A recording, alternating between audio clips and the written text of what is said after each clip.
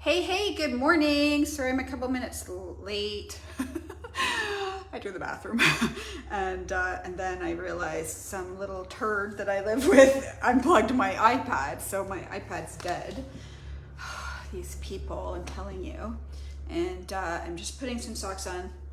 So you guys, I can't quite wear shoes yet.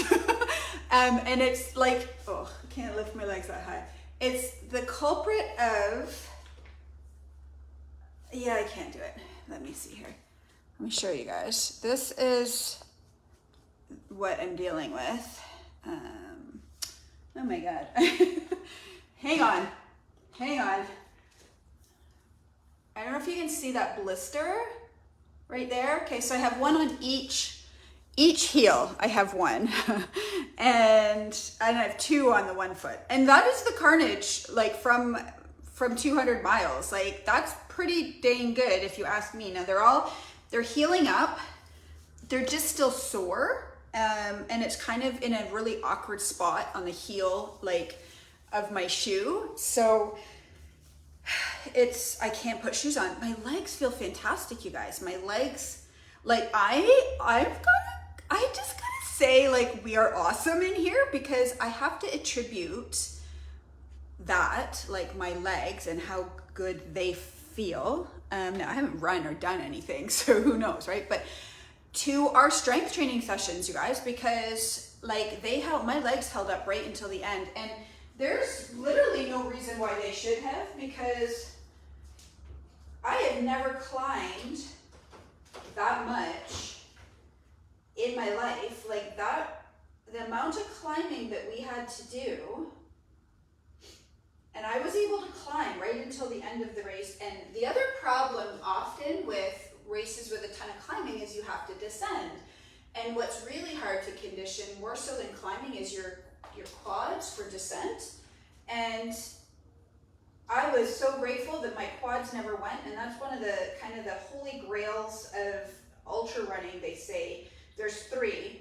There's your quads, your stomach, and blisters are the three kind of issues that people struggle with that can really kind of take them out of there.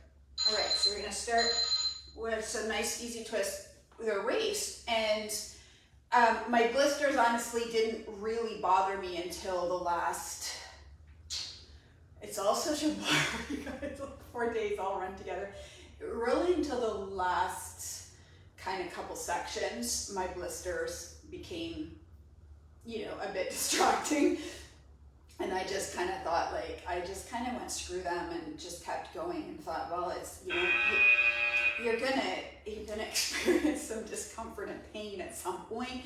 This is what it is. It is what it is. Just keep going. The problem when it's blisters on your feet is like you can't take a footstep without being reminded that they're there. So, like, every single footstep, you're like, yep, there they are again. But, like, and there was some pretty sketchy descents at the end that I thought, oh my gosh, if your quads are locked up, I don't know if you guys have ever experienced that with anything that you've done where you've just, your quads just lock up and don't work anymore. It makes it really challenging to move over things. Anyway, so the plan today is to just do some gentle kind of movement. Not unlike the session that we did before my race, just to kind of, now you guys can use weights. So if you want to use weights, you can definitely make this workout a little bit more challenging than what I'm going to do. I haven't done anything since, so it hasn't even been a week. Like, today's Tuesday, so last Tuesday, I was headed into my final day. And I remember my goal was to finish Wednesday morning 9-ish, because that would have put me at 4 days. And so that was last week. This time I was headed into my final day on the trail. And so it hasn't even been a week really. And overall I feel like pretty good. It's just, like I said, it's these blisters. They were pretty awful right after the race. Betty was like, take care of those. And, like, I can see why, because, on one hand they're huge, you want to pop them, and, like, TMI here, I love popping blisters. I am so proud of myself that I resisted popping the one that's on this heel. I left it alone because it wasn't bothering me, and I thought if it can shrink itself rather than me popping it and having that big flap of skin, which is what causes the issues, right? Because I had those on the inside of my heels.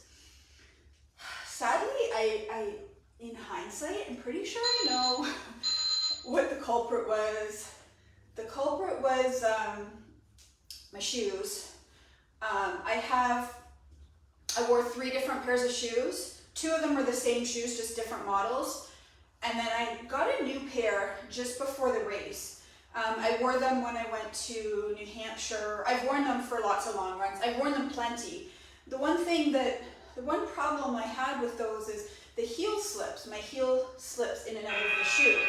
And okay, so we're gonna try to add a little hop here. Now, keeping in mind, you guys, I have no shoes on, so I'm gonna go a little bit lower key here with the hopping.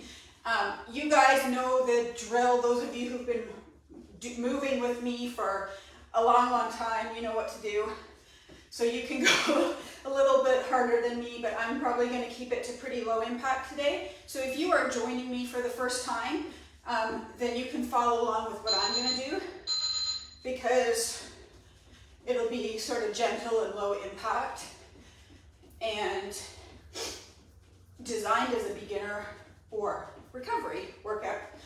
Anyways, those shoes, I think just over the course of that many miles, and maybe some tender skin already. Which makes me so sad, because I absolutely love those shoes. Like, they are, other than that, the heel issue, I'm gonna keep to low impact, but you guys can increase to butt kicks. Okay, but I'm gonna keep to low impact today. The heel aside, which never bothered me before, but because I wore them for quite a bit longer than I ever have, I think that they bothered my heel, which makes me so sad, because everywhere else those shoes are really comfortable. I didn't lose a single toenail, you guys. Like, holy crap. What do we do next? Butt kicks. These guys. I didn't lose a single toenail, and there's nothing wrong with the rest of my feet. Like, my feet, aside from, like you guys should. I know a lot of people, I posted a picture of my feet right after. They had some heat rash, obviously, because they'd been in shoes for 4 days, and you know, they took a beating. Like, seriously, like, but I thought, if you could see some of the people's feet, like, there's some gnarly looking feet after these things. I had a little bit of tape on them, because the last, or second last, one of the later aid stations, they have these incredible medic volunteers, and I had all these blisters all over my heels, and I asked him to take a look and asked him to, you know, let me know what could he do to make me a little bit more comfortable for the remainder of the race. So he taped up anything that he could, just to keep from the friction from increasing. So I had tape on the top of my feet. So I know in the picture they looked kind of ghastly, but honestly, if you could see some of the feet, it's pretty gnarly. My feet looked pretty good, and once I cleaned them up, and so you guys are gonna go to high knees like this, and I'm gonna keep to low impact. So if you're a beginner, follow me today. If you're not a beginner, you know what to do. My legs, so I have a little niggle like right here in my calf that started probably in the second day. I think it started bothering me. Kind of never got worse, it just sort of stayed throughout the race. When I was talking about the holy grail, the holy trio of adversity in ultra running, stomach, quads, blisters, my issue is my stomach. Always is my stomach. Always, always, always. So day 2, day 1, one went swimmingly. Oh my gosh, I loved my life. Let me fix that. I had anxiety like nobody's business before the race. Like I couldn't sleep. And this is why I stopped actually racing for a couple of years or stopped doing events, because I'd have so much pre-race anxiety and panic and like almost like actual panic attacks. And they got worse and worse with each race until I just thought, I can't do this anymore, because I wouldn't sleep. And anybody who's suffered with sleep issues knows if you guys have gone through, I went through a bout of really severe insomnia. Oh, we can lift. A few years ago. You know the torture of being up at night when all you want to do is sleep and you're so tired, and it's just a horrible thing. It's awful. And I got a little bit of it 2 nights before the race, and then the night before the race, it was full on panic and anxiety. And you guys, it sounds like you guys might be thinking like, well, why would you do something that causes that? Well, the problem is, and here's the thing, and I believe this, if we want to live, we have to face our fears. Like we have to do things that scare us. We have to overcome those feelings, not run away from those feelings. And so I ran away from them for a couple years, and then I decided this was something I wanted to do. But I think with any big thing in our life that we really want to do, we also really don't want to do because it means change, right? Like it means something big is about to happen. So I kind of compare it to, I was thinking about when we leave home for the first time, right? Like when you go off to university, like you're super excited to start this new life. You know life is never going to be the same, right? But that's where the anxiety and fear comes from for some of us, is that feeling that life is never going to be the same again. And so you kind of just want to stay in that comfort. Like I remember my son last year going to school, didn't want to deal with it, didn't want to think about it, didn't pack until literally the night before. And I understood that, maybe starting a new job is one, right? Where it's like, well, I could just stay in my current job where I'm comfortable. I know what I'm doing. This new job is going to cause me all this stress and anxiety, but it's good for me, right? Like, so it's like you have to learn to deal with that, or you're never going to do anything great in life, right? And so I knew I had to forge through it. But not gonna lie, I hate it. So grab a couple weights for those of you who want to. We're gonna start out with air squats and walkout push-ups. All right, let's go. So we're starting with air squats, or like I said, you can hold a weight if I'm just trying to increase mobility and get my body moving again. So the night before was absolute hell. I thought this is actually worse than the race itself. Like no joke. Like the night before where I couldn't sleep and I just laid there. And the fortunate thing was, like normally I'm sharing a room with somebody if I'm in a hotel, right? So walking out and walking back. And we're gonna add a push-up. Push-up. Normally I would have a roommate, and so that makes it even harder because you're trying not to disturb their sleep. But in this case, I actually had, I'm just gonna open the garage just for some air. I actually had my own room. So back to air squats. So I just got up. I read, I watched TV. I just sort of accepted I wasn't going to sleep. But then I would get really mad about that. I was like, I accepted it, but I wasn't really accepting it. And eventually I fell asleep for a couple hours. I finally fell asleep, and what I was super angry about is I woke up again. Thought like the problem was supposed to be falling asleep, not staying asleep. But anyway, so it was a very restless night. I had all this anxiety in my belly. You know how when you get really stressed about something, it kind of gets into your body, right? And I had to start my race that way, and I played all these mental games with myself, thinking, you know what?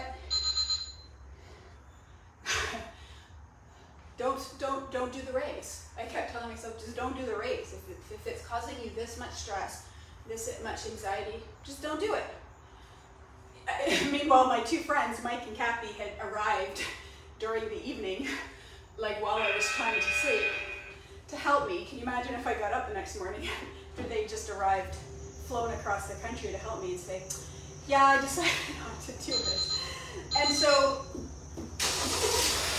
but sometimes just letting yourself know that you can not do it is a game that I like to play with my mind, so that my mind can let go of that stress and anxiety. So then I decided, well, I don't want to not do it. Like, I want to go out there. I had been out on a hike the day before with my dad and my daughter. We went out for a hike. We went to the start line and we hiked. The plan was to hike about 20 minutes, just move my legs, do my 1 mile. We would hike in, run out, whatever, just check out the first couple kilometers of the course. But as we, about 10 or 15 minutes in, we could see that we were going to get this epic view of Mount St. Helens, and we just couldn't stop, which is a great feeling to know that, oh my gosh, I can't wait to start my race tomorrow, because I can't wait to go further and see. We ended up doing about an hour and a half of hiking. We went up to like the start of what's called like the blast zone, which is all the rubble from the eruption. My dad was just enthralled with it all. I had to like, let's go, old man.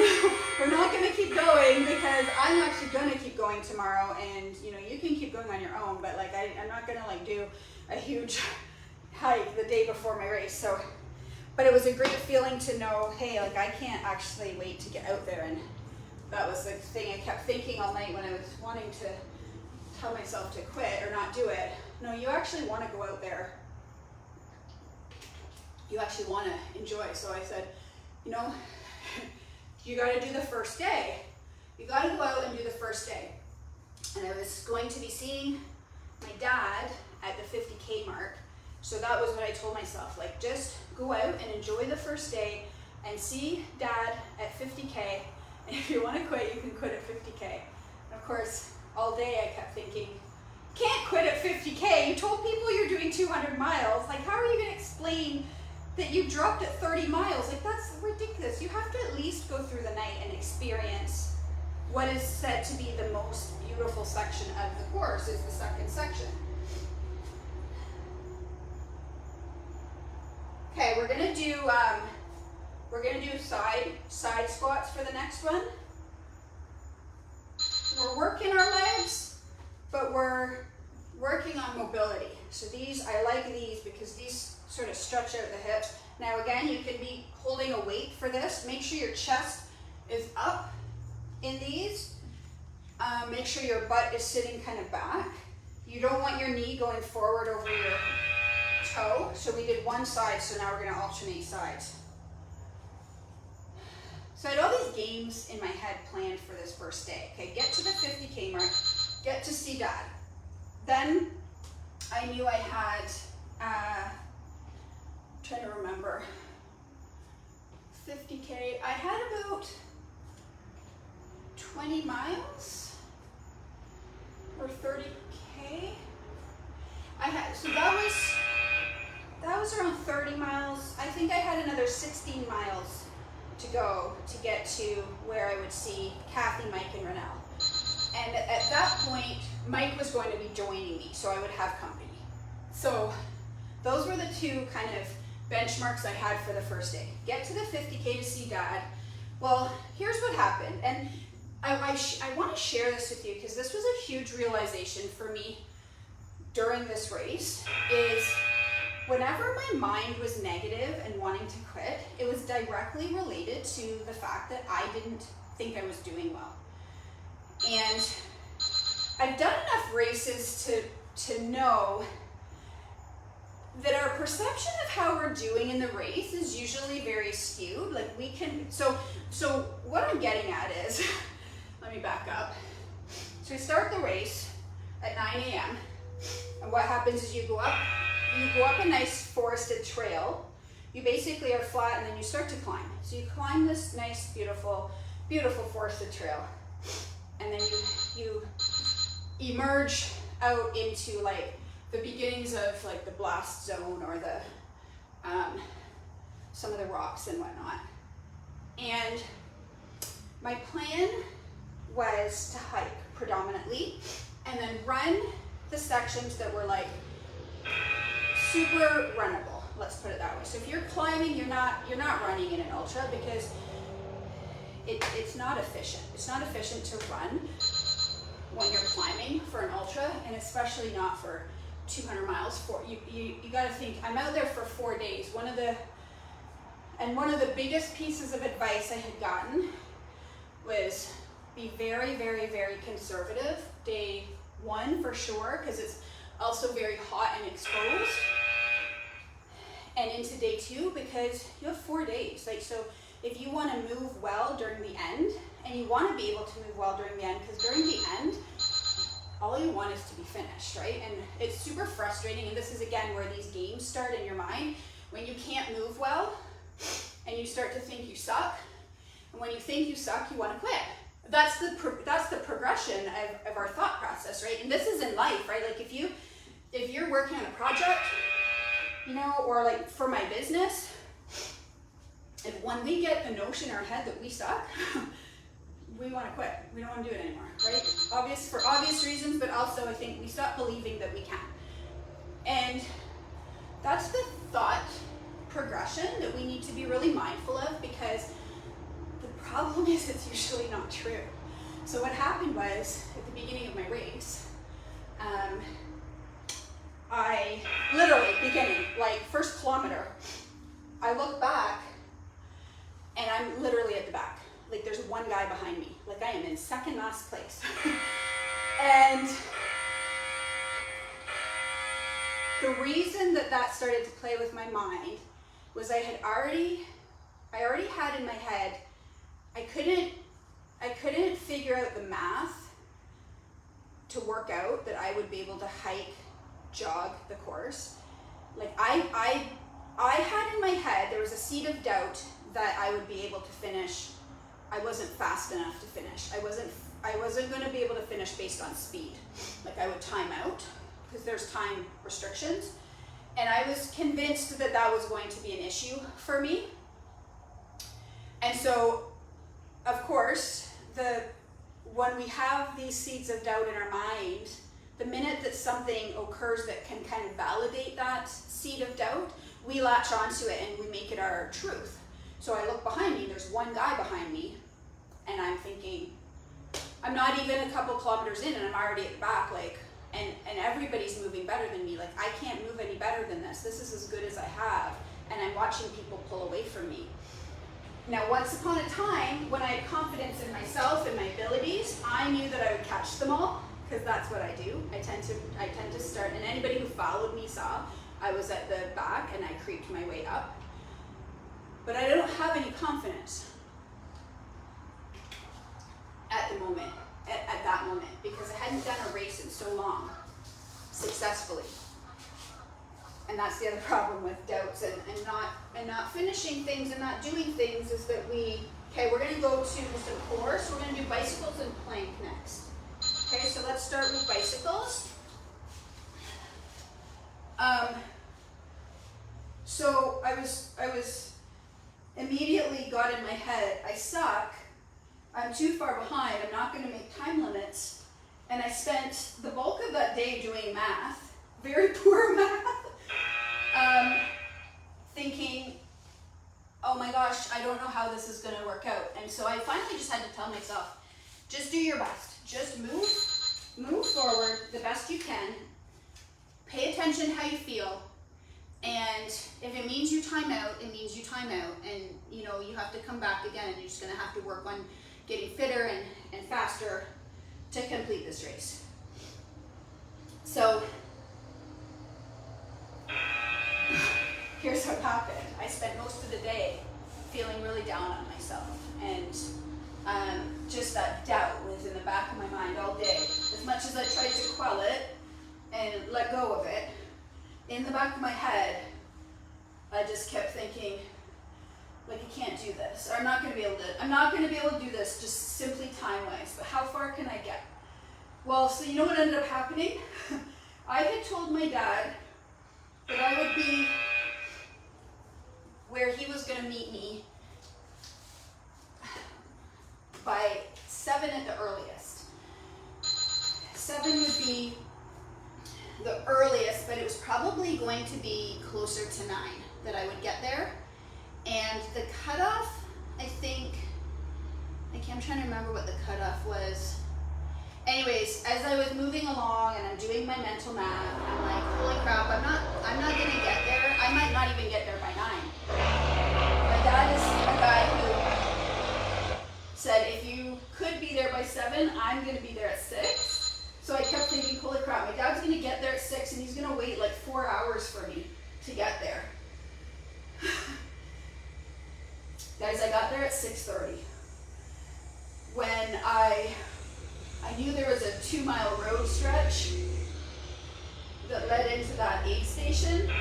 When I popped out onto the road and realized I was only 2 miles away from the aid station, and this is the point of this very long, garbled story, is, have you ever been doing something and you thought you sucked, right? Like you thought you were just doing an abysmal job, and all of a sudden you realize that your perception of how you're doing is completely wrong and you're actually crushing it? And think about what that does to your mindset. All of a sudden you think, all of a sudden I was like, oh my God, I'm doing amazing. I'm ahead of my best case scenario by half an hour. So I got into that aid station and I was super thrilled. I was super excited that I made it so early.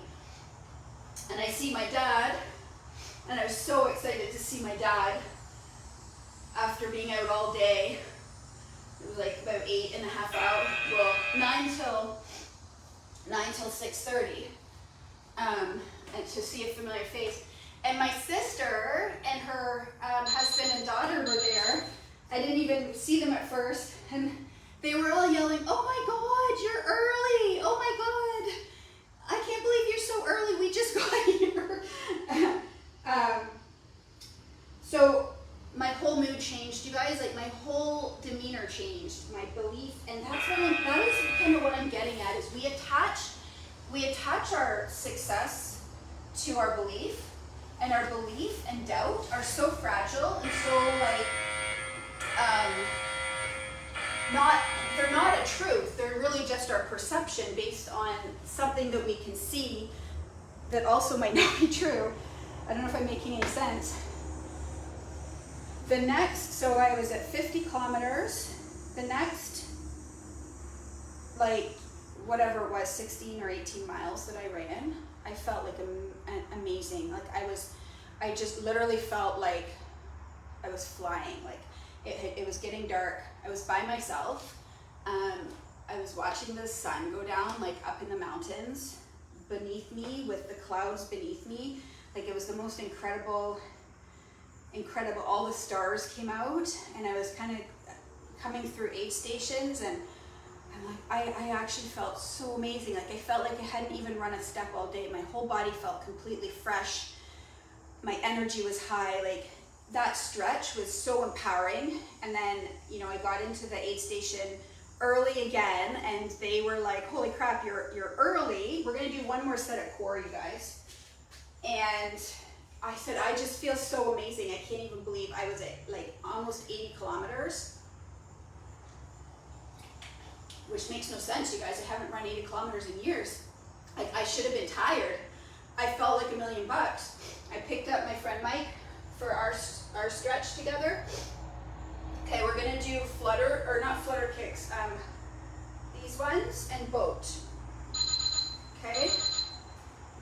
So on our backs, these guys. Again, this is a great mobility move, but also working core. So I picked up Mike, we headed in. I was supposed to sleep at that next aid station because I wasn't expecting to be there till like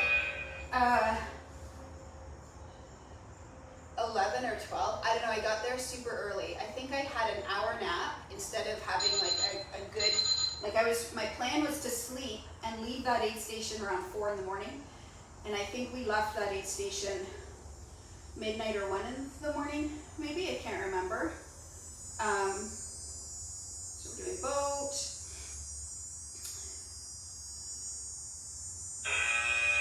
And again, I felt amazing all night. Oh my gosh, you guys. So I have a frog phobia. I don't know if I've shared that with you all, but I have a frog phobia. Like, I'm not afraid of seeing bears out there, I'm afraid of frogs.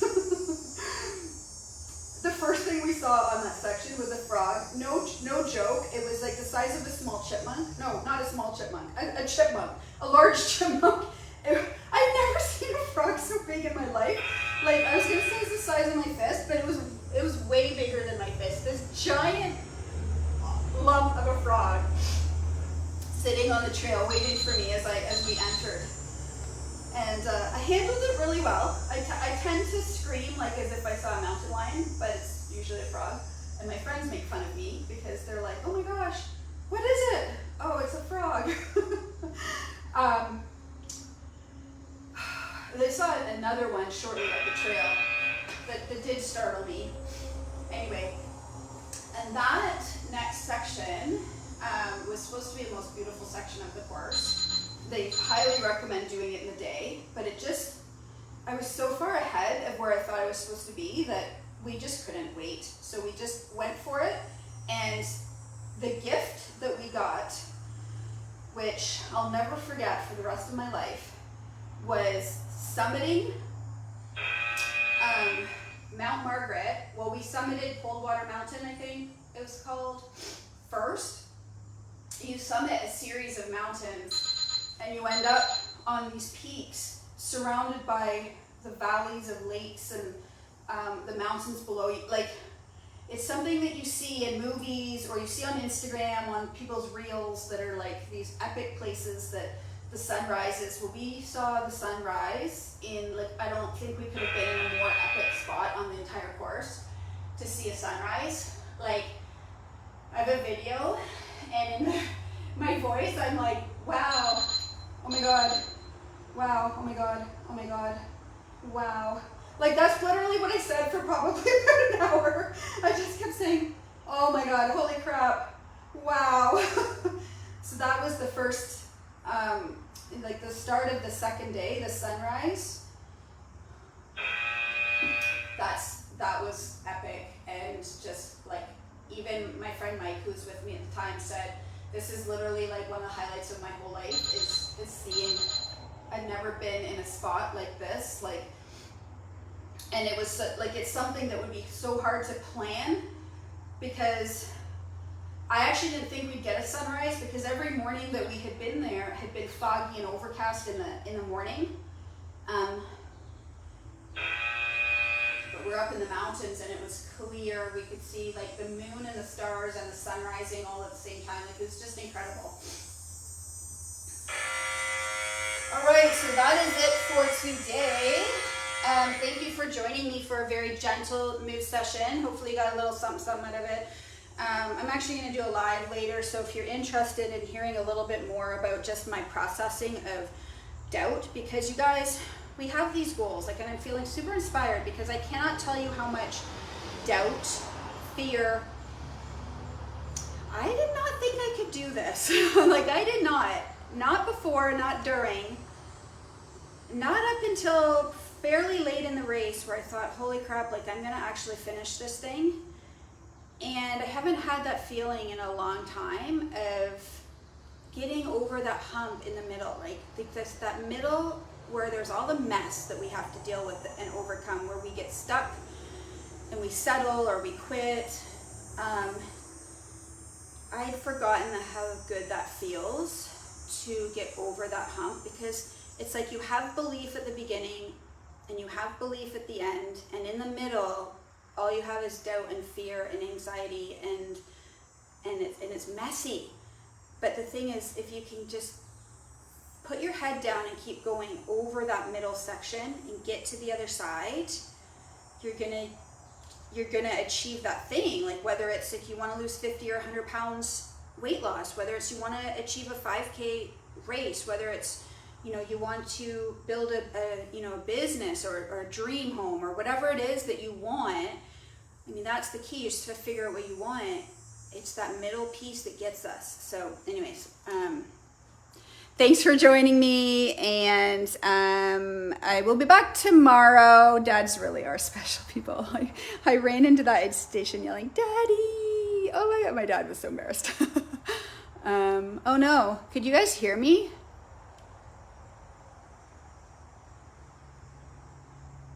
All right, I will see you guys tomorrow. Thanks again. Another gentle one tomorrow.